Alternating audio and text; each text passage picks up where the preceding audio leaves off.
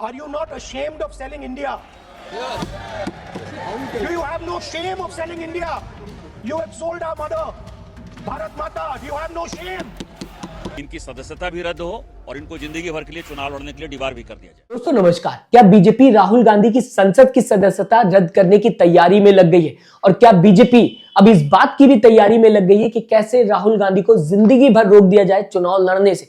दरअसल ये टॉपिक तब उठता हुआ दिखाई दिया जबकि बीजेपी नेता निशिकांत दुबे मीडिया के सामने राहुल गांधी के खिलाफ सस्पेंटिव मोशन की बात करते हुए नजर आए। दूसरी तरफ कई और सवाल खड़े होते हुए दिखाई दे रहे हैं कि इस पूरे टॉपिक पर विपक्ष का क्या कुछ कहना है, ये भी मैं आपको इस खबर में बताना चाहूंगा। और साथ ही साथ बीजेपी ऐसा क्यों करते हुए दिखाई दे रही, इस सवाल का भी जवाब मैं आपको दूंगा।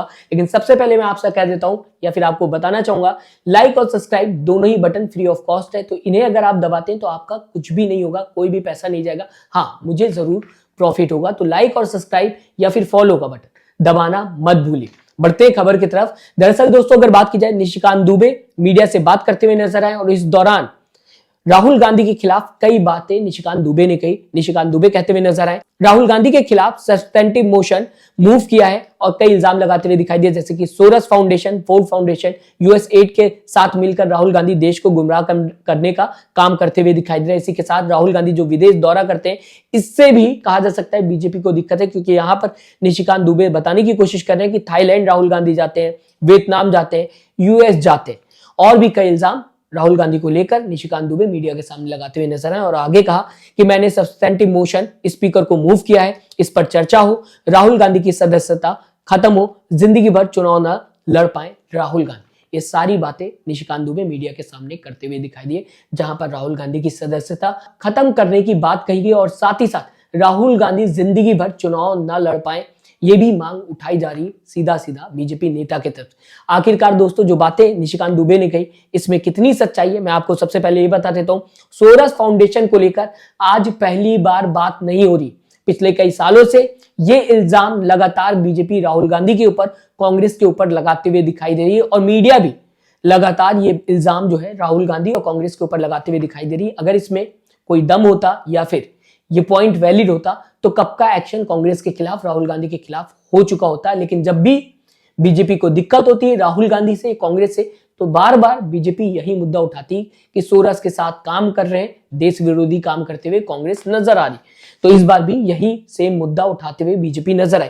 इसी के साथ दोस्तों आपको बताना चाहूंगा, एक पॉइंट ये भी रखा गया कि राहुल गांधी थाईलैंड जाते हैं, वियतनाम जाते हैं, यूएस जाते हैं। अब यहां पर क्यों दिक्कत है ये भी समझने की कोशिश करिएगा। जब राहुल गांधी विदेश जाते हैं तो विदेश जाकर भारत को लेकर चर्चा करते हुए दिखाई देते हैं, और जब भारत को लेकर चर्चा करते हैं तो बीजेपी के कामों पर भी राहुल गांधी चर्चा करते हुए दिखाई देते हैं। तो बीजेपी की कई गलतियां विदेश में जाकर लोगों को बताने की कोशिश करते हैं कि सरकार किस तरीके से गलत काम, गलत फैसले लेते हुए दिखाई दे रही। अब बीजेपी के खिलाफ अगर बात कर रहे हैं विपक्ष के नेता, तो नॉर्मल सी बात है बीजेपी को दिक्कत होगी। लेकिन जब बीजेपी के खिलाफ बात करते हैं राहुल गांधी, तो इसे देश विरोधी बताने की कोशिश की जाती है। ऐसा लगता है कि अगर आपने बीजेपी के खिलाफ बात की तो आपने देश के खिलाफ बात की। बीजेपी ही क्या देश है? सवाल तो ये भी उठता हुआ दिखाई देता है, जहां पर आपने अक्सर देखा होगा जब भी राहुल गांधी विदेश में जाकर बीजेपी की गलतियां निकालते हैं तो मीडिया को भी इससे दिक्कत होते हुए दिखाई देती। कई आपने वीडियोस देखी होंगी, कई न्यूज आपने ऐसी देखी होंगी, तो यहां पर भी यही बताने की कोशिश की जाती कि राहुल गांधी थाईलैंड जाते हैं, वियतनाम जाते हैं, यूएस जाते हैं। जाने से दिक्कत नहीं, जाकर जब बीजेपी की कमियां निकालते हैं उससे दिक्कत है, क्योंकि यूएस के साथ तो हम भी ट्रेड डील करते हुए दिखाई दे रहे हैं। तो अगर यूएस से हमें दिक्कत होती तो हम ट्रेड डील ना करते। और साथ ही साथ अमेरिका से दोस्तों अगर बात की जाए, प्रधानमंत्री नरेंद्र मोदी के बेस्ट फ्रेंड डोनाल्ड ट्रंप बताए जाते हैं, तो उसी देश में तो जा रहे हैं राहुल गांधी।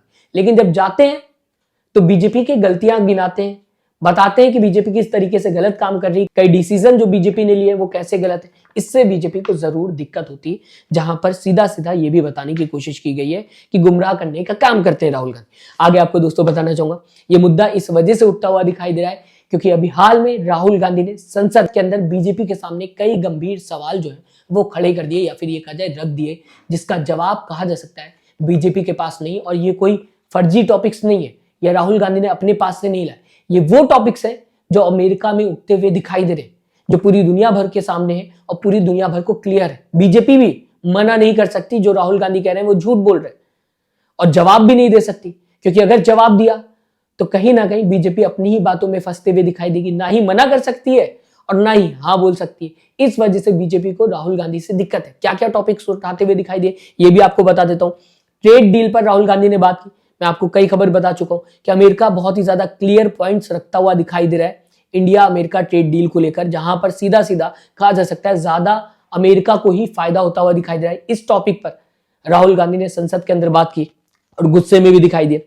एप्स्टाइन फाइल्स को लेकर भी राहुल गांधी संसद के अंदर बात करते हुए दिखाई दिए, जहां पर कई लोगों का नाम राहुल गांधी ने लिया। अब दोस्तों एप्स्टाइन फाइल्स की बात की जाए, ये भी राहुल गांधी ने अपने तरफ से मुद्दा नहीं उठाया, अमेरिका की तरफ से आता हुआ दिखाई दे रहा है। वही देश जो प्रधानमंत्री नरेंद्र मोदी के काफी क्लोज है या फिर उसके प्रेसिडेंट प्रधानमंत्री नरेंद्र मोदी के बेस्ट फ्रेंड है, अमेरिका को लेकर अक्सर गोदी मीडिया ये बात बताने की कोशिश करती। अडानी पर राहुल गांधी बात करते हुए दिखाई दिए। अडानी को लेकर अमेरिका के कोर्ट में केस चल रहा है, ये भी दोस्तों किसी से छुपा हुआ नहीं है, अमेरिका की तरफ से खबर सामने आते हुए दिखाई देती। इसी के साथ एआई पर बात करते हुए दिखाई दिए। यहां पर राहुल गांधी ने बताने की कोशिश की कि आज एआई सबसे बड़ा टूल है या फिर ये कहा जाए हथियार है भारत के पास, और अमेरिका को अगर डेटा चाहिए तो उसे भारत से ठीक तरीके से बात करनी होगी। यानी कि भारत के पास इस समय सबसे बड़ा हथियार है जो है डेटा का, और अगर किसी को एआई में मजबूत होना है तो उसे भारत का सहारा लेना ही होगा।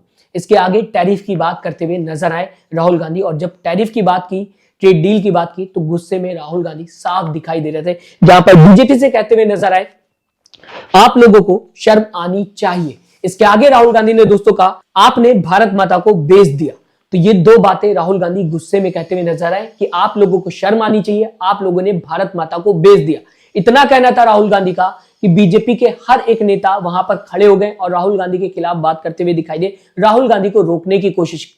दोस्तों आपको बताना चाहूंगा जो सवाल राहुल गांधी ने रखे वो सवाल राहुल गांधी की तरफ से नहीं है, और ना ही ये ऐसे सवाल है जिसे फेक बताया जा सकता है, क्योंकि ये सारे मुद्दे लगातार अमेरिका में उठते हुए दिखाई दे रहे हैं।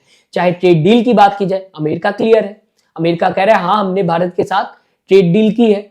एप्स्टाइन फाइल्स की बात की जाए, ये अमेरिका में मुद्दा उठता हुआ दिखाई दे रहा है। अडानी का मुद्दा भी अमेरिका में उठता हुआ दिखाई दे रहा है। तो ये नहीं कह सकती बीजेपी कि राहुल गांधी झूठ बोल रहे हैं, लेकिन बार बार राहुल गांधी को रोका जाता है कि भैया मत बोलो, इन टॉपिक्स पर बात मत करो, क्यों कर रहे हो बात। बार बार रोकने के बाद भी राहुल गांधी नहीं रुके। जब राहुल गांधी नहीं रुके तो यहां पर देखने को मिला बीजेपी का रिएक्शन। आपको दोस्तों बताना चाहूंगा अब राहुल गांधी के खिलाफ सब्सटेंटिव मोशन लाने की बात कही जा रही है, क्योंकि बीजेपी के पास इन सवालों का जवाब नहीं है। जो टॉपिक्स बहुत ही ज्यादा क्लियर है, अमेरिका से उठते हुए दिखाई दे रहे हैं। तो आप समझ गए होंगे क्यों कहते हुए सब्सटेंटिव मोशन की बात बीजेपी नेता नजर आ रहे, क्योंकि राहुल गांधी ने जो मुद्दे उठाए उसका जवाब देना बहुत मुश्किल है। और यह भी नहीं कह सकती बीजेपी कि ये झूठे टॉपिक्स हैं या झूठा इल्जाम राहुल गांधी लगा रहे हैं, क्योंकि जो बातें राहुल गांधी कह रहे हैं वो अमेरिका से आते हुए दिखाई दे रही। वही देश जिस देश के प्रेसिडेंट प्रधानमंत्री नरेंद्र मोदी के बेस्ट फ्रेंड कहे जाते हैं, मैं नहीं कह रहा, गोदी मीडिया कहते हुए दिखाई देती। बिजली कड़कती है, मतलब बिजली कड़कती है। फिलहाल दोस्तों जब विपक्ष के नेताओं से मीडिया ने सब्सटेंटिव मोशन को लेकर बात की तो सीधा बताने की विपक्षी नेताओं ने कोशिश की कि ध्यान भटकाने का काम बीजेपी कर रही इस टॉपिक को लाकर, जबकि हर कोई ट्रेड डील पर बात करना चाहता है, जवाब मांगना चाहता है बीजेपी से। तो यहां पर बीजेपी नेता राहुल गांधी के खिलाफ ही बात करते हुए दिखाई दे रहे हैं। क्या कुछ डिंपल यादव कहते हुए दिखाई दी सब्सटेंटिव मोशन को लेकर, मीडिया से पढ़ के आपको बताना चाहूंगा। ये बात ध्यान भटकाने के लिए कही जा रही बीजेपी की तरफ से, क्योंकि बीजेपी ट्रेड डील पर बात नहीं करना चाहती। सीधा सीधा डिंपल यादव ने बताने की कोशिश की कि बीजेपी से लगातार राहुल गांधी ट्रेड डील को लेकर कई सवाल कर रहे हैं जिसका जवाब बीजेपी के पास नहीं है। इस वजह से ध्यान भटकाने का काम बीजेपी नेता कर रहे हैं। जबकि प्रियंका गांधी से इस टॉपिक पर मीडिया बात करते हुए नजर आई तो प्रियंका गांधी ने कहा राहुल जी को फर्क नहीं पड़ता है, आप मोशन लाए या फिर कुछ भी लाए, राहुल गांधी को इससे कोई भी फर्क नहीं पड़ता। और इसके आगे सीधा सीधा प्रियंका गांधी बढ़ते हुए दिखाई दी। और जब राहुल गांधी से इस टॉपिक पर मीडिया बात करते हुए दिखाई दी तो राहुल गांधी ने मीडिया को ही समझा दिया।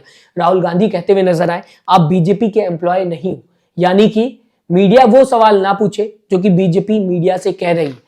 मीडिया को सवाल सरकार से करना चाहिए, ना कि विपक्ष से। राहुल गांधी ने सीधा सीधा यहां पर मीडिया के लोगों को या फिर ये कहा जाए रिपोर्टर्स को समझाने की कोशिश की कि वो मुद्दे मेरे पास मत लाइए जो आपको बीजेपी ने देकर भेजा है। आप बीजेपी के एम्प्लॉय नहीं हो, आप इंडिपेंडेंट हो, अपना काम ईमानदारी से करो अगर आपके अंदर थोड़ी सी ईमानदारी बची हुई। इसी के साथ दोस्तों आपको ये भी बताना चाहूंगा पिछले कई दिनों से बीजेपी के ज्यादातर नेता कांग्रेस के ऊपर सवाल उठाते हुए दिखाई दिए। ये नेता जो सब्सटेंटिव मोशन लाने की बात करते हुए दिखाई दे रहे हैं, ये भी कई बुक्स को लेकर कांग्रेस के कैरेक्टर पर सवाल उठाते हुए दिखाई दिए, कांग्रेस के नेताओं को लेकर ऐसे भाषा का प्रयोग करते हुए दिखाई दिए जो आप रोड पर भी नहीं कर सकते, ये संसद में करते हुए दिखाई दिया। और एक नहीं कई बुक्स का जिक्र करते हुए निशिकांत दुबे दिखाई दिया और इसके बाद सीधा सीधा कांग्रेस पर तंज कसा, विपक्ष पर तंज कसा और ऐसे शब्द बोल दिए जो शायद इन्हें संसद के अंदर तो एटलीस्ट यूज नहीं करना चाहिए थे, लेकिन यहां पर कुछ भी देखने को नहीं मिला।